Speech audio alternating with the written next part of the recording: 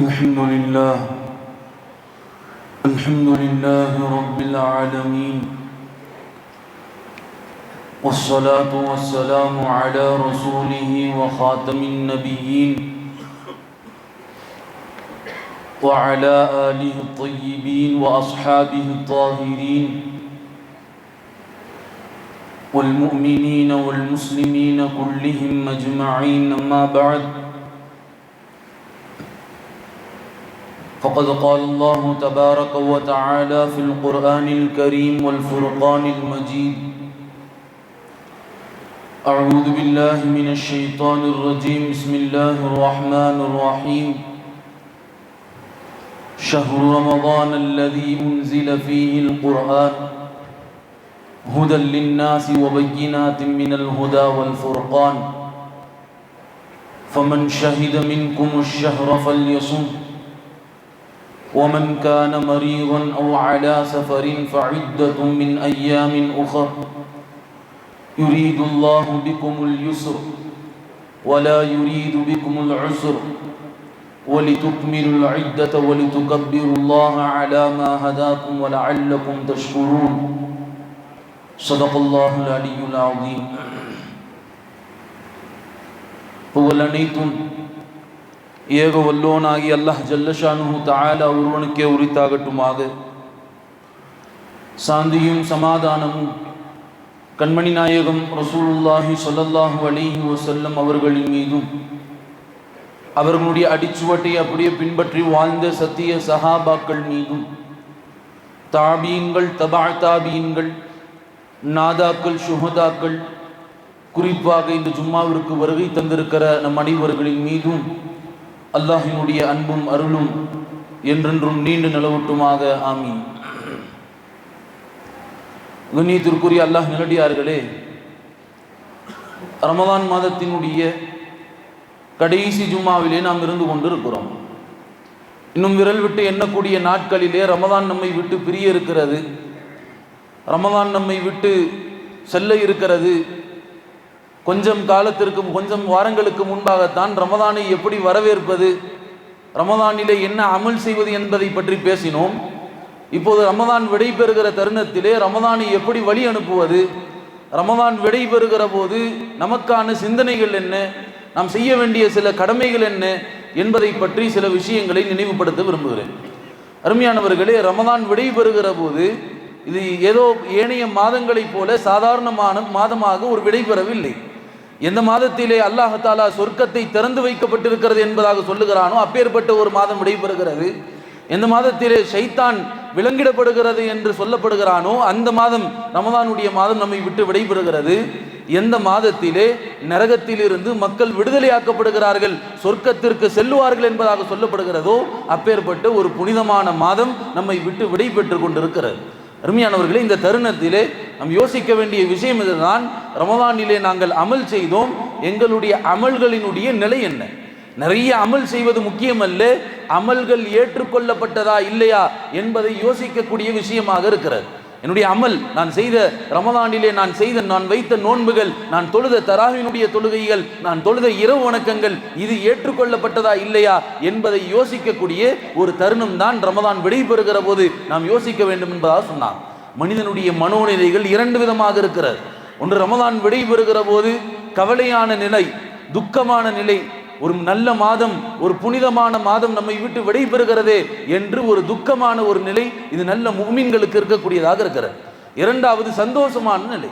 ரமதான் முடிஞ்சிருச்சு, அடுத்து வரக்கூடிய மாதம், இனி நாம எவ்வளவு வேண்டுமானாலும் பாவம் செய்யலாம், இனி நாம இருக்கிற போதில் இருக்கலாம் என்று யோசிக்கக்கூடியவர்கள் இது மாற்று மத இவர் பாவிகள் யோசிப்பார்கள் என்பதாக சொன்னாங்க. இரண்டு விதமான மனோநிலை இருக்கிறது.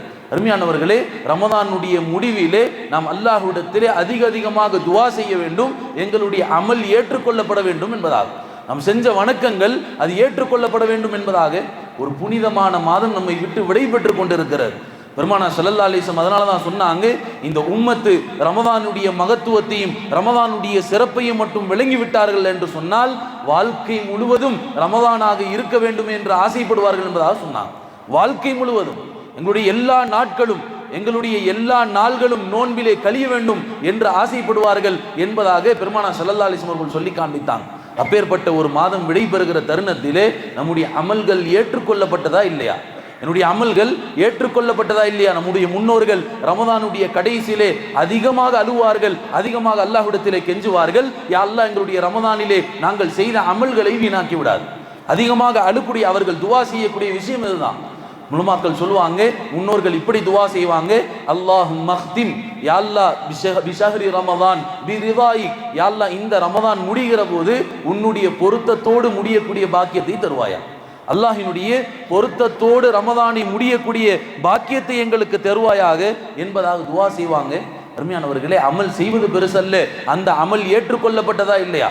ஒருத்தர் தொழுகிறார், அல்லாஹ்வுடைய தூதர் சொன்னாங்களா இல்லையா, அவருடைய ருக்கு சரியில்லை, அவருடைய சஜ்தா சரியில்லை, அவருடைய இருப்பு சரியில்லை என்று சொன்னால் பழைய துணி தூக்கி எறிவதை போல அவர் தொழுது முடித்த பிறகு அந்த தொழுகை அவருடைய முகத்திலே தூக்கி எறியப்படுகிறது என்பதாக சொன்னார்.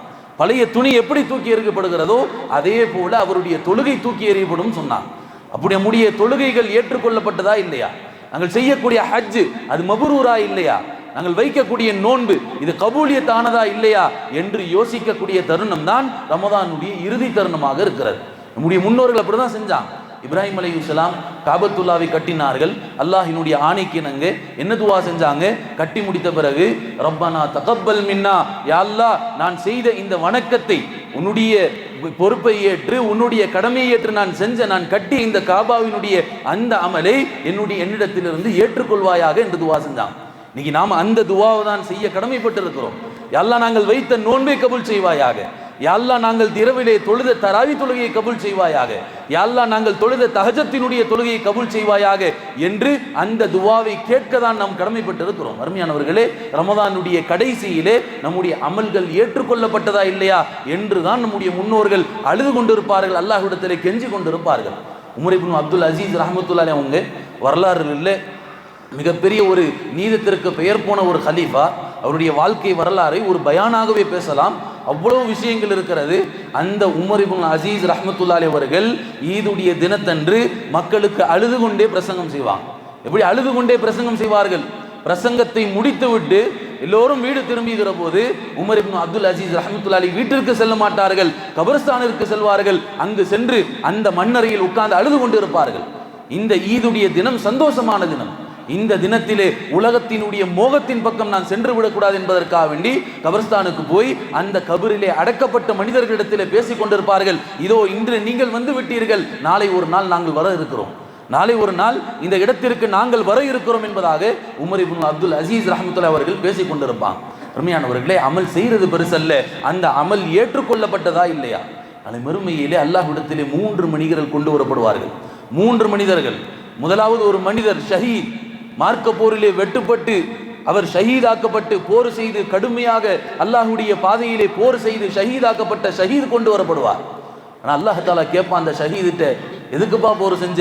இந்த ஷஹீத் சொல்வார், யா அல்லாஹ் உனக்காக வேண்டி, உன்னுடைய பொருத்தத்திற்காக வேண்டி போர் செய்தேன். அல்லாஹ் தஆலா சொல்வான், இல்லை இல்லை, என்னுடைய பொருத்தத்திற்காக வேண்டி நீ போர் செய்யவில்லை, நீ வீரன் என்று சொல்லப்பட வேண்டும் என்கிற காரணத்திற்காக வேண்டி போர் செய்தாய். அல்லாஹ் என்ன செய்வான்? அந்த ஷஹீதை மோங்குப்புற நரகத்திலே தூக்கி போடுவான் என்பதாக அல்லாஹ்வுடைய தூதர் சொன்னான். ஒரு ஆலிம் கொண்டு வரப்படுவார். அல்லாஹ் தஆலா கேட்பான், எதுக்குப்பா ஆலிம் ஓதுன? எதுக்கு ஆலிமாக இருந்தே?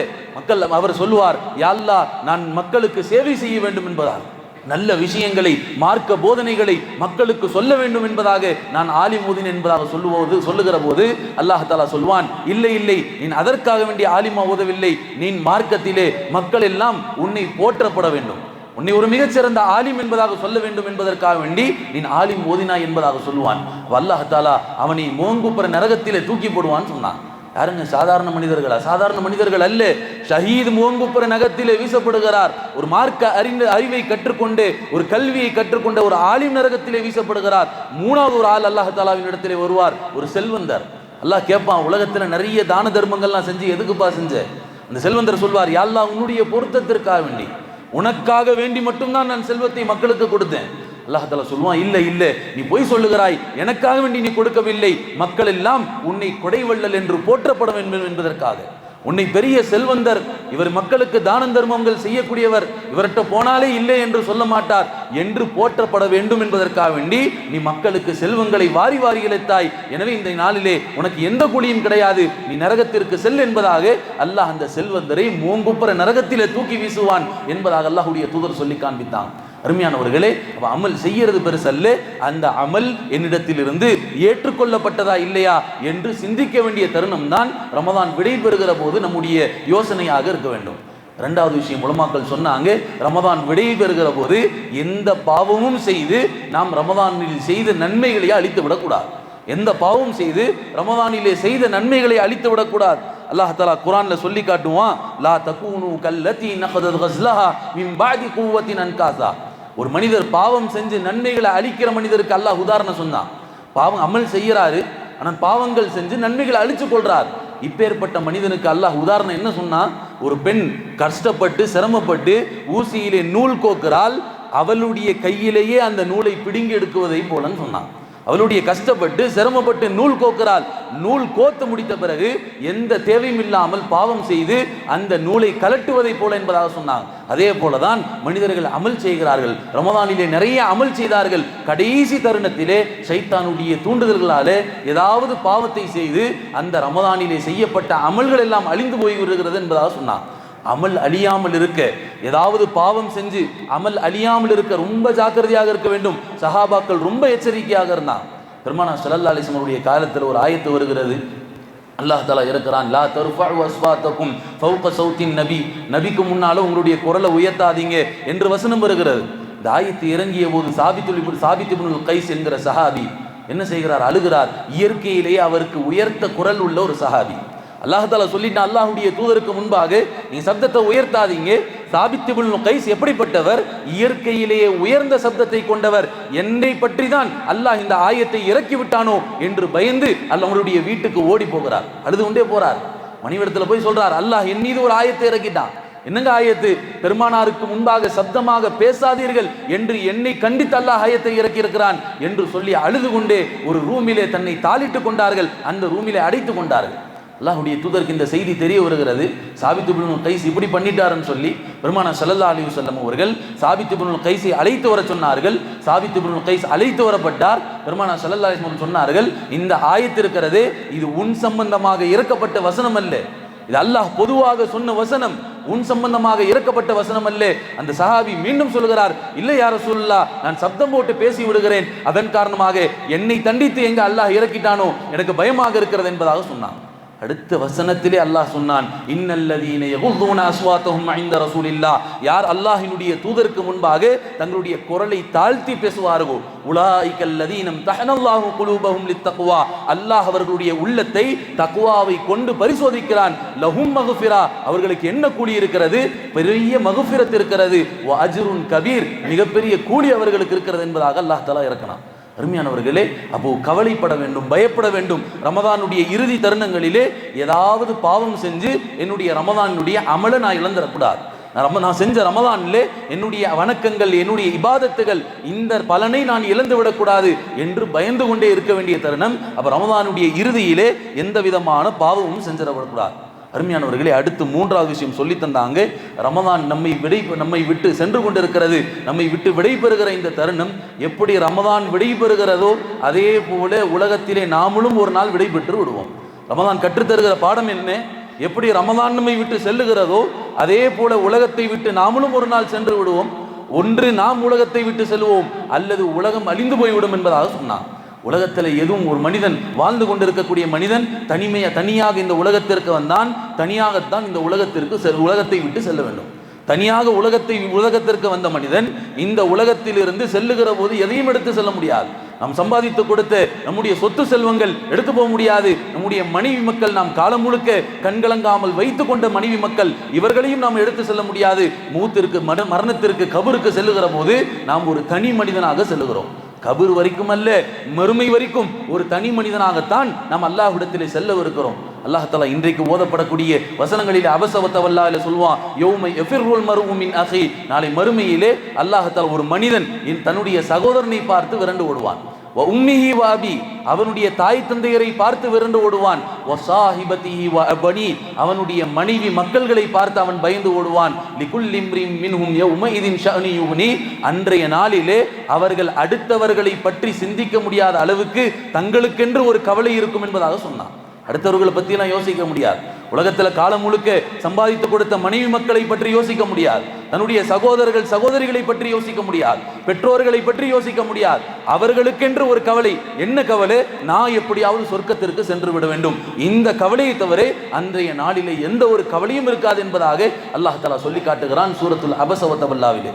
அருமையானவர்களே, அப்போ ரமதான் விடைபெறுகிற போது நமக்கு கற்றுத்தருகிற பாடம் என்ன? எப்படி ரமதான் முடிகிறதோ அதே போல நம்முடைய காலமும் ஒரு நாள் முடிந்துவிடும். நம்முடைய காலமும் ஒரு நாள் முடிந்து விடக்கூடியதாக இருக்கிறது என்பதாக சொன்னாங்க. அருமையானவர்களே, அடுத்து சொல்லி காட்டினாங்க, ரமதான் முடிகிற போது நம்முடைய கல்வ், ரமதான் இருக்கிறதே இது நம்முடைய கல்வோடு தொடர்புடையது என்பதாக சொன்னாங்க. ரமதான் நம்முடைய கல்வோடு தொடர்புடையது. யாருக்கு ரமதான் உடல் உறுப்புகளோடு தொடர்புடையதாக இருந்ததோ அவர் ரமதான் வரைக்கும் தான் அமல் செய்வார். யாருக்கு ரமதான் கல்வோடு தொடர்புடையதாக இருந்ததோ ரமதானுடைய காலங்களுக்கு பிறகும் அமல் செய்வார்னு சொன்னாங்க. நீங்க பார்க்கலாம், நோன்புல 6 நோன்புல புது புது முகங்கள். யாரெல்லாம் இந்த முகல்லால இருக்கிறாங்களா இல்லையா என்று யோசிக்கிற அளவுக்கு புது புது முகங்கள். எத்தனை நாள் வந்தாங்க? ஒரு 6 நாள், ஒரு 5 நாள், ஒரு 7 நாள் இல்லை, அது வரைக்கும் வந்தார்கள். ஆனால் பிறகு காணல. யார் பள்ளிக்கு தொடர்ந்து வந்தார்கள், யார் சரியாக முறையிலே அல்லாஹ்வினுடைய அந்த 5 வேளை தொழுகைகளை நிறைவேற்றுகிறார்களோ அவர்கள் தான் எல்லா காலமும் வந்து தராவியும் எல்லா வக்து தொழுகையும் தொழுதார்கள் என்பதாக நாம் பார்க்கிறோமா இல்லையா? அப்ப யாருடைய உள்ளம் ரமதானோடு தொடர்புடையதாக இருக்கிறதோ அவர்தான் இதர காலங்களிலும் அமல் செய்ய முடியும். வெறும் உறுப்புகள்ல நோன்பு வைக்கிறது மாத்திரம், பசியோடு இருக்கிறது மாத்திரம் ரமதான் அல்ல, நோன்பு அல்ல. பெருமானார் ஸல்லல்லாஹு அலைஹி வஸல்லம் சொன்னாங்க, ரமதான் இருக்கிறதே அது உள்ளத்தோடு தொடர்புடையதாக இருக்கணும். உள்ளத்தோடு தொடர்புடையதாக இருக்கணும். உள்ளத்தோடு தொடர்புடையதாக இருந்தால் என்ன ஆகும்? அவர் இதர காலங்களிலும் அமல் செய்வதற்கு எந்த விதமான தயக்கமும் இருக்காது, அவருக்கு எந்த விதமான சிரமமும் இருக்காது.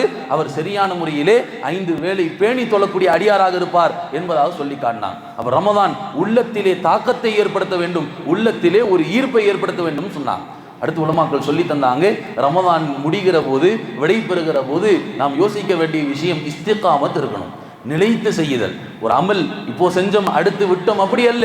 ஆர்வத்தோடு ரமதானுடைய காலங்களில் அமல் செஞ்சோம், அதற்கு பிறகு காலங்களில் அப்படியே விட்டுட்டோம் அப்படி அல்ல. இஸ்திகாமத். ஒரு முஃமின் இருக்கிறானே அவன் இஸ்திகாமத்தோடு அமல் செய்யணும், தொடர்ச்சியாக மௌத் வரைக்கும். ஏன்னா யாருடைய மௌத்தினுடைய நிலை எப்படின்னு தெரியல. எத்தனையோ இறைநேசர்கள் காலம் முழுக்க அல்லாஹ்வை வணங்கி கொண்டிருந்த அடியார்கள் மௌத்துடைய நேரத்தில் களிமா இல்லாமல் மௌத்தாகி இருக்கிறார்கள். மூத்த நேரத்தில் அல்லாஹ்விற்கு மாற்றமான குஃப்ரினுடைய வார்த்தைகளை சொல்லி மரணித்திருக்கிறார்கள். எத்தனையோ வரலாறுகளை பார்க்கிறோமா இல்லையா? இப்போ காலம் முழுக்க நம்ம பாவம் செஞ்சு கொண்டு இருந்து கடைசி நேரத்தில் ஈமானை எப்படிங்க எதிர்பார்க்க முடியும்? அதனால இஸ்திகாமத்தோடு அமல் செய்யணும். எங்களுடைய ரமதான்ல மாத்திரம் இல்லாம இதர காலங்களிலும் நாங்கள் அமல் செய்யக்கூடிய அடியார்களாக இருக்கணும். யார் இஸ்திகாமத்தோடு அமல் செய்கிறார்களோ அல்லாஹ் தஆலா சொல்லி காட்டுவான், தத்தனஸ்ஸலுல் மலாயிகா, மலக்குமார்கள் இறங்குகிறார்கள் அவர்களுக்காக வேண்டி. அவங்க என்ன சொல்றாங்க? அல்லா தகாஃபு, பயப்படாதீங்க, வலா தஹ்சனு, கவலைப்படாதீங்க, வ அப்ஷிரு பில் ஜன்னா, உங்களுக்கு சொர்க்கத்தை கொண்டு சுப செய்தி சொல்றோம். இஸ்திகாமத்தோடு யார் அமல் செய்கிறார்களோ அவர்களுக்கு என்ன வெகுமதி? சொர்க்கத்தை கொண்டு சுப செய்தி. அல்லாஹ் சொர்க்கத்தை உலகத்திலே சொல்லிட்டான், திருமறையிலே அல்லாஹ் சொல்லி காட்டுகிறான், வ அப்ஷிரு பில் ஜன்னா, சொர்க்கத்தை கொண்டு. யார் சாதாரண மனிதர் சுப செய்தி சொல்லல, வானவர்கள் சுப செய்தி சொல்லுகிறார்கள், அந்த மனிதருக்கு சொர்க்கத்தை கொண்டு சுப செய்தி சொன்னான். அருமையானவர்களே, ரமதான் விடைபெறுகிற போது நாம் சிந்திக்க வேண்டிய விஷயம் இதுதான். ரமதானிலே காலங்கள் நாம் எப்படி அமல் செய்தோமோ இதர மாதங்களிலும் நாம் அமல் செய்யக்கூடிய அடியார்களாக ஆக வேண்டும் என்பதாக சொன்னார். அதே போல ரமதான் விடைபெறுகிற போது நாம் சிந்திக்க வேண்டிய விஷயம், ரமதானை நாம் எப்படி கழித்தோம். முதல் 10 ரஹ்மத்துடைய 10, அல்லாஹினுடைய ரஹ்மத்தை எந்த அளவுக்கு நாம் பெற்றுக்கொண்டோம், கையேந்தி அல்லாஹ்விடத்திலே கேட்டு அவனுடைய ரஹ்மத்திலே நாம் எந்த அளவுக்கு நாம் ஒட்டி கொண்டோம் என்று யோசிக்க வேண்டிய தருணம். 2வது பாவம் மன்னிப்பினுடைய 10, காலம் முழுக்க எவ்வளவு பாவங்கள் செய்திருக்கிறோம், எவ்வளவு பாவச்சுமைகளோடு இருக்கிறோம், இந்த பாவம் மன்னிப்பிலிருந்து நாம் எவ்வளவு பாவ மன்னிப்பு பெற்றோம், அல்லாஹ்விடத்தில் எவ்வளவு தௌபா செஞ்சோம், தஹஜ்ஜத்தில் எவ்வளவு அழுதிருக்கிறோம், எத்தனை பாவங்களுக்கு நாம தௌபா செஞ்சிருக்கிறோம் என்று கணக்கு போட வேண்டிய ஒரு தருணம் தான் ரமதானுடைய இறுதி தருணமாக இருக்கிறது. ஆக ரமதான் விடைபெறுகிற போது நாங்கள் எவ்வளவு பாவங்கள், ரமதானை எப்படி கழித்தோம் என்று யோசிக்க வேண்டிய ஒரு தருணம் என்பதாக சொன்னார். அருமையானவர்களே, ரமதான் இருக்கிறதே அது தக்வாவை போதிக்கக்கூடியதாக இருக்கிறது. இறையச்சத்தை மனிதர்களுக்கு மத்தியிலே உண்டாக்கக்கூடியதுதான் ஒரு புனிதமான மாதம் ரமதானுடைய மாதம். எப்படி இறையச்சம்? எல்லா நேரங்களிலும் அல்லாஹ்வுடைய சிந்தனை. ஒரு மனிதர் தனிமையில சைத்தானுடைய சூழ்ச்சியின் காரணமாக ஏதாவது பாவம் செய்ய வேண்டும் என்ற ஆசை வருகிறது, ஆனால் பாவம் செய்ய மாட்டேங்கிறார். என்ன காரணம்? நான் நோன்பு வைத்திருக்கிறேன், அல்லாஹ் என்னை பார்த்து கொண்டிருக்கிறான் என்ற எண்ணம் உள்ளத்திலே ஓடிக்கொண்டிருக்கிறது. பாவம் செய்கிற போது உள்ளத்திலே ஒரு உறுத்தல் ஏற்படுகிறது. இதுதான் உண்மையான முஃமினுக்கான அடையாளம். அப்ப ரமதான் மனிதனுடைய உள்ளங்களிலே தக்வாவை, இறையச்சத்தை ஏற்படுத்துகிறது என்பதாக சொன்னான். இறையச்சத்தை உண்டாக்குறது. பாவம் செய்ய முடியாது, எங்கேயாவது தனியாக பாவம் செய்ய வேண்டும் என்று ஆசைப்பட்டாலுமே கூட உள்ளம் அதற்கு ஒத்துழைக்க மாட்டேங்கிறது, உள்ளம் அதற்கு உறுத்தி கொண்டிருக்கிறது. நான் பாவம் செய்யக்கூடாது. காரணம் ரமதானுடைய மாதம். அல்லாஹ் என்ன பார்த்து கொண்டிருக்கிறான். நான் பாவம் செஞ்சேன்னு சொன்னா என்னுடைய நோன்பு முறிஞ்சு போயிடும், அல்லது அல்லாஹ் தஆலா நோன்புடைய காலங்களில் எனக்கு நிறைய பாவங்களை எழுதி விடுவான் என்கிற பயம் ஒவ்வொரு மனிதருக்குள்ளேயும் இருக்கிறது. இந்த பயம் இருக்கிறது, இது ரமதானில் மாத்திரம் இருக்கக்கூடாது, எல்லா மாதங்களிலும் இருக்க வேண்டும். தக்வா என்கிற இறையச்சம் இருக்கணும். எங்கு இருந்தாலும் சரி அல்லாஹ் என்ன பார்த்து கொண்டிருக்கிறான். எந்த நிலையில் இருந்தாலும் சரி, நான் பாவம் செய்கிற போது அல்லாஹ் என்ன பார்த்து கொண்டிருக்கிறான் என்ற ஒரு சிந்தனை ஒரு மனிதனுக்கு வந்துருச்சுன்னு சொன்னா பாவத்திலிருந்து விலகி விடலாம், பாவம் செய்யாமல் இருந்து விடலாம் என்பதாக சொன்னான். அப்ப ரமதானுடைய காலங்களில் ரமதான் கற்றுத்தரக்கூடிய அந்த தக்வா இதர காலங்களிலும் நம்முடைய வாழ்க்கையிலே அந்த தக்வா பிரதிபலிக்க வேண்டும் என்பதாக சொல்லி காட்டினான். அருமையானவர்களை, கடைசியான விஷயம், ரமதான் விடைபெறுகிற தருணத்திலே ரமதானுடைய காலங்களில் தொழுகை, நம்ம எவ்வளவு தொழுகைகள், தராவியினுடைய தொழுகைகள், இதர வணக்கங்கள், நஃபில், சுன்னத்து என்று எதுவுமே விடாம எல்லா தொழுகைகளையும் தொழுது கொண்டு இருந்தோம். ஆனால் ரமதான் முடிஞ்ச பிறகு பள்ளியோடு தொடர்பில்லாமல் போயிடாது. மிகப்பெரிய கைசேதத்திற்குரிய விஷயம். ரமதான் முடிந்த பிறகு பள்ளிகளில் எப்போதும் போல ஒரு 4 சஃப் 5 சஃப், இது நம்முடைய நிலை அல்ல. ஒரு முஸ்லீமுடைய நிலை இது அல்ல. ஒரு முஸ்லீமுடைய நிலை இருக்கிறது இது அல்ல. ஏதோ ஒரு காரணத்துக்கு அல்லாஹ் தஆலா குர்ஆன்ல சொல்லி காட்டுவான், ஃபைதா மஸ்ஸல் இன்சான துர்ருதானா. ஒரு முஸ்லீம், ஒரு மனிதனுக்கு கஷ்டம் வந்துருச்சுன்னு சொன்னா அல்லாஹ்விடத்துல எப்படி கேட்கறான்? லி ஜம்பிஹி காயிதன் அவ் காயிமா, படுத்த நிலையில, உட்கார்ந்த நிலையில, யா அல்லாஹ் எனக்கு கஷ்டம் வந்துருச்சு, யா அல்லாஹ் எனக்கு சிரமம் வந்துருச்சு. சோதனை வருகிற போது தான் அல்லாஹ் தெரிகிறான், கஷ்டம் வருகிற போது தான் அல்லாஹ் தெரிகிறான். கஷ்டம் வராத போது அல்லாஹ் சுகமாக வச்சிருக்கக்கூடிய நிலையில் அல்லாஹ் தெரிய மாட்டேங்கிறான். ஒரு மனிதனுக்கு அல்லாஹ் எவ்வளவு நியாமத்துகளை கொடுத்திருக்கிறான், ஆரோக்கியத்தை கொடுத்திருக்கிறான், சொத்து செல்வங்களை கொடுத்திருக்கிறான். இந்த நியாமத்துக்கு நீங்க நன்றி செலுத்தினாலுமே கூட காலம் முழுக்க சஜிதாவில் இருந்தாலும் அதற்கு ஈடாகாது. உலக ஆரோக்கியத்திற்கு மனிதர்கள் இன்னைக்கு எவ்வளவு ஆஸ்பத்திரியில சிரமப்பட்டு கொண்டிருக்கிறாங்க. இந்த ஆரோக்கியத்திற்கு காலம் முழுக்க சஜிதாவில் இருந்து அல்லாஹ்விற்கு நன்றி செலுத்தினாலும் அந்த ஆரோக்கியத்தை அல்லாஹ் கொடுத்த நியாமத்திற்கு ஈடாகாதுன்னு சொல்லி காட்டினாங்க. அருமையானவர்களே, அப்ப சொன்னாங்க ரமதானுடைய காலங்களில் தொழுகைகள் ரொம்ப முக்கியம். ரமதான்ல நம்ம தொழுதும் இதர காலங்களிலும் தொழக்கூடிய அடியார்களாக ஆகணும். எனவே ரமதான் விடைகிற போது நம்மில் ஒவ்வொருவரும் நியத்து வைக்க வேண்டும், நான் இனி 5 நேரம் பேணி தொழக்கூடிய அடியார்களாக ஆகுவேன். என்னுடைய வாழ்க்கையிலே இனி நான் தொழுகையை விட மாட்டேன். எந்த நேரத்தில் எந்த இடத்துல இருந்தாலும் சரி என்னுடைய தொழுகையை நான் விட மாட்டேன் என்று நியத்து வைக்கக்கூடிய நிலை ஏற்படணும். ரமதானுடைய அந்த இறுதி தருணங்களே நாம் என்ன நியத்து வைக்கணும்? நான் தொழுகையை விட மாட்டேன் என்கிற நியத். உண்மையானவர்களே, தொழுகையை விட்டுட்டு என்னங்க சாதிக்க போகிறோம்? ஒரு மனிதர் நினச்சிக்கிட்டார், நான் தொழுகையை விட்டுட்டு பாங்கு சொல்கிறாங்க, தொழுகையை விட்டு இப்போ கஸ்டமர் வந்துட்டார், கஸ்டமருடைய கையிலிருந்து நான் ஒரு 1000 ரூபா பேக்கெட்டில் போட்டுட்டேன் என்று சந்தோஷப்பட்டாருன்னு சொன்னால் இவரை விட பெரிய முட்டாள் யாரும் கிடையாது. கஸ்டமர் வராரு, நான் வந்து பாக்கெட்டில் அவருடைய காசு நான் 1000 ரூபா வாங்கி லாபம் பார்த்துட்டேன் என்று யோசிக்கிறாருன்னு சொன்னால் இவரை விட பெரிய முட்டாள் யாரும் கிடையாது. அல்லாஹ் அந்த 1000 ரூபாய் கொடுத்தான்னு சொன்னால் தொழாமல் சம்பாதித்த அந்த 1000 ரூபாய் இருக்கிறது மருத்துவத்திலும் இதர விஷயங்களிலும் அல்லாஹ் தஆலா செலவழிச்சிருவான். அருமையானவர்களே, அப்போ தொழுகை தான் முக்கியம். எந்த நேரங்களிலும் எந்த காலங்களிலும் தொழுகையை விட்டுவிடக்கூடாது. நாம ரமதான்ல எப்படி எல்லா தொழுகைகளையும் தொழுதோமோ அதே போல இதர காலங்களிலும் தொழக்கூடிய அடியார்களாக இருக்கணும். வல்ல ரஹ்மான் தௌஃபீக் செய்யட்டும். அருமையானவர்களே, அதே போல ரமதானுடைய இறுதியிலே ஃபித்ராவினுடைய விஷயங்கள் நினைவூட்டுவது உண்டு. ஃபித்ராவினுடைய நோக்கம் ரொம்ப அற்புதமான நோக்கம். இஸ்லாத்தினுடைய சட்டங்கள் ஒவ்வொன்றுமே அவ்வளவு அற்புதமானது. ஃபித்ரா அல்லாஹ் எதற்காக வேண்டி ஏற்பாடு செஞ்சிருக்கிறான்? 2 விஷயம். 1, நோன்பிலே நாம் செய்த குறைகளை நிவர்த்தி செய்வதற்கு. நோம்பில் ஏதாவது குறை செஞ்சிருப்போம், நோன்பு வச்சுட்டு பொய் சொல்லியிருப்போம். அல்லாஹ் மனிதர்கள் தானே, பாவம் செய்வது இயல்பு தானே. நோன்பு வைத்துட்டு பொய் சொல்லியிருப்போம், அல்லது நோன்பு வச்சுட்டு யாராவது ஒரு மனுஷனை பற்றி புறம் பேசியிருப்போம், அல்லது வேறு யாராவது பற்றி கோல் சொல்லியிருப்போம். இப்படி ஏதாவது ஒரு பாவங்கள் செஞ்சிருப்போம். அந்த நோன்பினுடைய பாவங்களை நிவர்த்தி செய்வதற்காக வேண்டி அல்லாஹ் ஃபித்ரா என்பதை ஏற்பாடு செஞ்சிருக்கிறான். 2வது விஷயம் சொன்னாங்க, நாம் எப்படி சந்தோஷமா இருக்கிறோமோ அதே போல ஏழைகளையும் ரமதான் அந்த ஈதுடைய தினத்தன்று சந்தோஷப்பட வைக்கணும், மகிழ்ச்சி அடைய வைக்கணும். நாம ஒரு முஸ்லீம் இருக்கிறாரே அவர் மட்டும் மகிழ்ச்சி அடைபவர் ஒரு முஸ்லீம் அல்ல.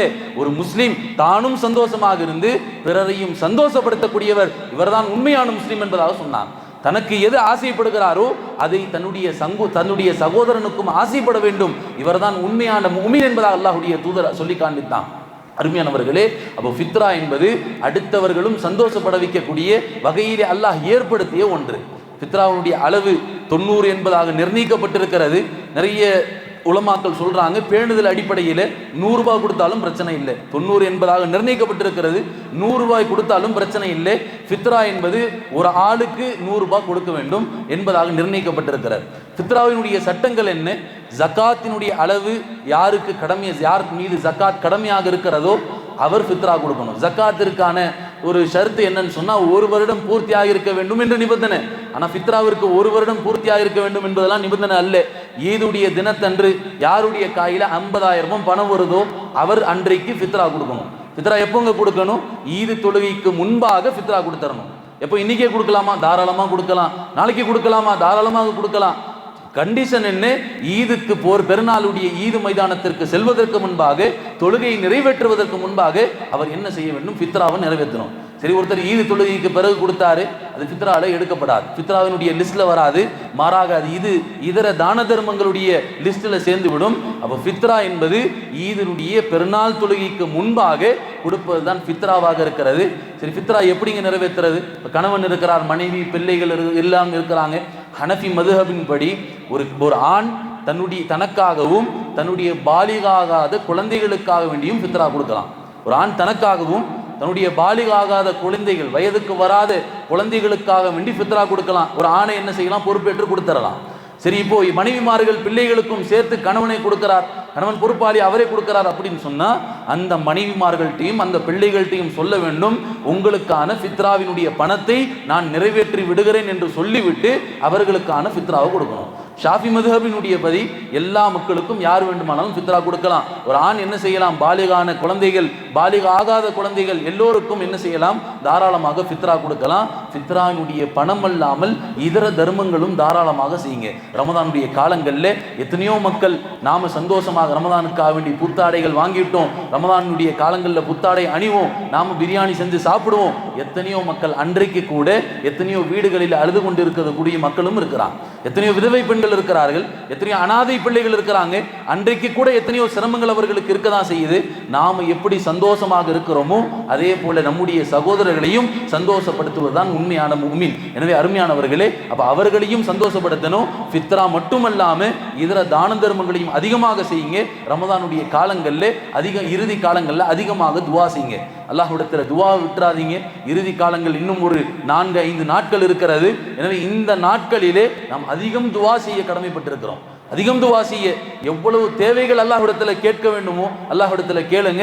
ரமதானுடைய காலங்கள் நாம் ஏற்கனவே சொன்னது போல யுஸ்தஜாபு ஃபீஹி துவா, இது துவாவினுடைய மாதம் முடிவுடைய போகிறது. எனவே அதிகமாக துவா செய்யுங்கள். அமல்கள் ஏற்றுக்கொள்ளப்பட்டதா இல்லையா என்று யோசித்து அல்லாஹ்விடத்தில் யா அல்லாஹ் என்னுடைய அமல் ஏற்றுக்கொள்ளப்படணும் என்பதற்காக வேண்டியும் அதிகமாக துவா செய்யுங்க. வல்ல ரஹ்மான் ரமதானிலே நாம் செஞ்ச அமல்களை அல்லாஹ் தஆலா அனைத்தையும் ஏற்றுக்கொள்வானாக. நாம் தொழுத தொழுகைகள், நாம் செஞ்ச தான தர்மங்கள், இது எல்லாத்தையும் அல்லாஹ் தஆலா ஏற்றுக்கொள்வானாக. இன்னும் நிறைய ரமதானை அடையக்கூடிய பாக்கியத்தை நம் அனைவர்களுக்கும் தந்தருள்வானாக. வா ஆகிரு தஅவானா அல்ஹம்துலில்லாஹி ரப்பில் ஆலமீன்.